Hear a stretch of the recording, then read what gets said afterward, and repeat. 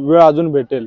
तर मला तेच विचारायचं होतं की आपल्याकडे वेळ भेटेल का एक्झॅक्ट, मी आता काय करू म्हणजे. अरे तुला मी 1000 वेळेस सांगतोय, तुला वेळ वेळ वेळ वेळ, अरे वेळ नसती रे राजा.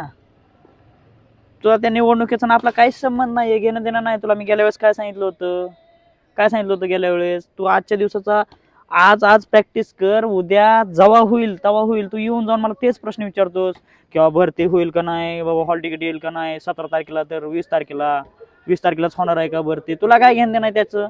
तुझा हॉल तिकीटवर तू फोकस कर ना. तुझं ज्यावेळेस हॉल तिकीट येईल त्यावेळेस काय असेल ते कर ना तू.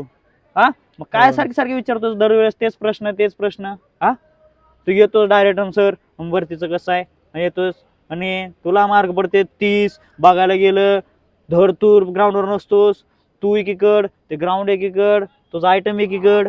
हा त्याला गोष्टी काय आहे का? आणि येऊन जातो कोणी काय बोललं की सर मला 20 मार्क पडतील आणि 30 मार्क पडतील आणि भरतीचं कसं? तुला काय घेणं देणं? तू आजचा बेस दे ना. बरोबर आहे सर. हा मग तू आजचं बघ ना काय आहे ते. आज दिलं का? आज केली का प्रॅक्टिस? हा केली का नाही? नाही केली सर. का केलं नाही?